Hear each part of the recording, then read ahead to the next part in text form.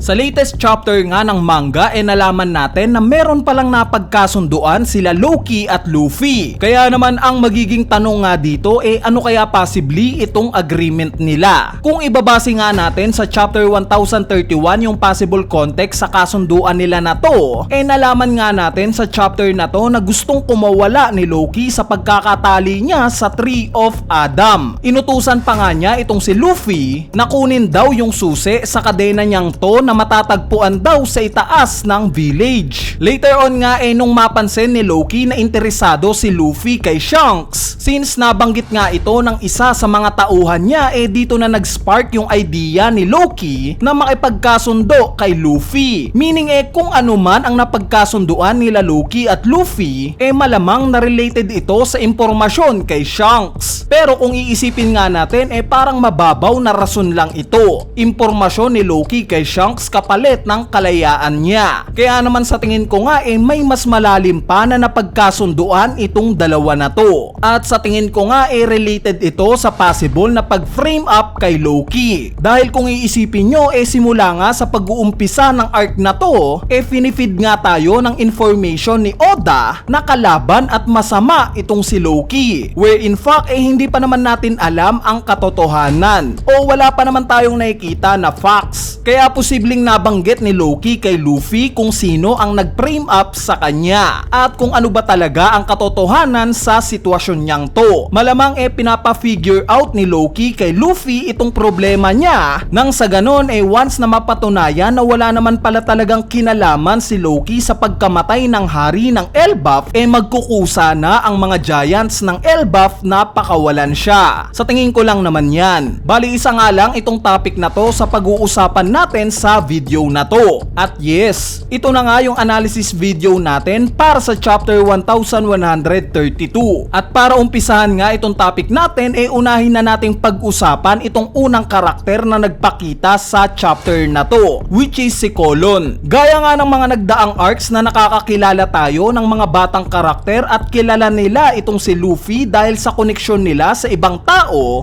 mukhang ganito na naman nga ang magiging sitwasyon this time ni Colon. Kumbaga sa Wano arc nakilala ni Tama si Luffy dahil sa koneksyon niya kay Ace. Si Bonnie naman nakilala niya si Luffy dahil sa koneksyon niya kay Sabo. At this time nga itong si Colon naman mula kay Shanks. Kaya naman I wonder kung ano ang magiging role ng batang giant na to kay Luffy sa arc na to. Sa part naman ng ipinakitang Rainbow Bridge na ginawang daanan nila Brogy at Dory mula sa karagatan diretso sa Sunworld, kung matatandaan nyo guys natalakay na nga natin ito sa isa sa mga videos natin, which is similar nga ito sa Bifrost Bridge mula sa Norse mythology. Kung sa Norse mythology nga ito yung daanan ng mga gods mula sa Asgard papunta sa mundo ng mga tao na Midgard. Dito nga sa Elbaf ginawa siyang literal na pathway. At nakakatuwa nga na kinuha itong reference ni Oda dahil mas ramdam nga natin yung tema ng arc na to na talagang inspired in Norse mythology. Bali along the way nga in-explain ni Brogy na merong tatlong realm o levels ang Elbaf. At ito nga yung Underworld, Sunworld at Heavenworld. Sa nagdaang mga chapters nga nakita na natin ang Underworld, which is dito nga nakakadena si Loki. Itong Sunworld naman yung nakita natin sa chapter na to. Kaya naman nakaka-excite ngang malaman kung ano ang meron sa Heavenworld. Gaya kaya nang nabanggit natin sa mga past videos natin, kadikit na kaya ng Heavenworld ang mga Sky Island sa itaas? Ito kaya yung tinutukoy ni Gunfall during Skypiea arc na isa pang daanan papunta sa Skypiea? Dahil kung titingnan nyo ngang mabuti yung mga designs ng bahay dito, eksaktong ganito nga yung mga designs ng ibang bangka na nakikita natin sa Skypiea. Kaya naman hindi na nga ako magugulat kung ma-reveal na kadikit na ng Heavenworld ang mga Sky Islands sa itaas. Bali speaking of realms, ipinakita nga sa chapter na to yung ganda ng Sunworld. In fact, itong lugar nga na ni-reveal ang eksaktong village daw nila Brogy at Dory. So dahil nga sa mga designs ng kabahayan dito pati na ambience ng mismong lugar, we assume na itong naganap na flashback ni Big Mom nangyari mismo sa Sunworld. Specifically sa village na to. Paano ko nasabi? Dahil kung titignan nyo ngang mabuti, merong isang specific na building dito na very similar sa nakita natin sa flashback flashback ni Big Mom. Anyway, sa part naman ng pagkikita nila Gerd at ng Straw Hat Pirates, nakakatuwa nga at kilala nila Gerd itong Straw Hat Pirates. Panigurado na-amuse ni Haru din itong dalawa na to sa pagkikwento niya kung gaano kabait itong sila Luffy. Speaking of Luffy, very similar nga yung vibes nila Gerd at Shirahoshi kung paanong way nila kausapin itong si Luffy. At kung ire-reference nga natin yung size nila, mukhang kasing laki nga ni Shirahoshi ang mga giants ng Elbaf. Anyway, ngayon mapunta na nga tayo sa pinaka-interesting at huling part ng chapter na to. Ito nga yung pagpapakita sa isang silhouette ng normal na tao. Kasabay neto yung pagpapakita rin ng note ni Luis Arnott patungkol sa Elbaf. So nabanggit ko nga sa spoiler video natin na possible na itong silhouette na to it's either yung man with Mark Flames or itong nakita nating silhouette sa pagtatapos ng Egghead Island arc. Balibase nga sa mas malinaw na picture niya ngayon,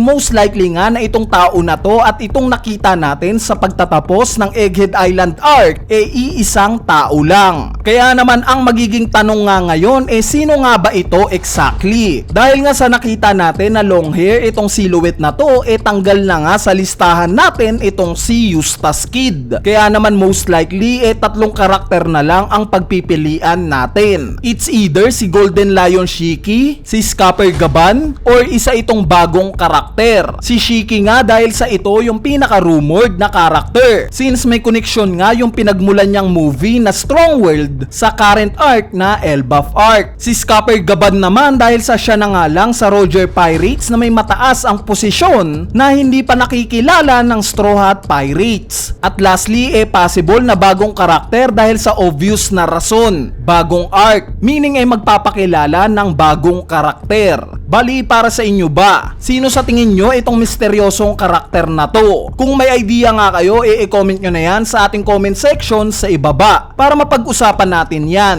Sa part naman ng huling note ni Luis Arnott na naka-indicate na wag daw magtatagal sa Elbaf, ano kaya possibly ang ibig sabihin neto? Nasulat kaya ito ng explorer na si Luis Arnott dahil merong disease sa Elbaf na kapag nagtagal ang mga normal na tao dito mabilis silang tatanda? Sa mga magtatanong nga kung bakit nakatagal si Mother Carmel sa Elbaf at normal na tao lang siya, ang sagot nga dito dahil sa devil fruit na taglay niya, which is yung soul fruit, na alam naman nating lahat na nakakakuha ito ng lifespan ng isang tao. Bali, gagawa na nga lang natin to ng separate video at pa-comment na lang kung interesado ba kayo sa possible theory na to. So bago nga matapos itong video na to, ipapaalala ko lang na posted na yung bagong design ng t-shirt natin sa Shopee page natin. Kung trip nyo nga yung design na to, available to sa dalawang kulay. Ilalagay ko na nga lang yung link neto sa comment section sa ibaba. Nagpapasalamat nga pala ako sa mga bumili ng t-shirt natin last time. Sobrang na-appreciate ko nga na nag-PM pa talaga kayo. So shout out sa inyo. Anyway, ayan na nga yung analysis video natin para sa latest chapter ng manga na chapter 1132. So yun lang.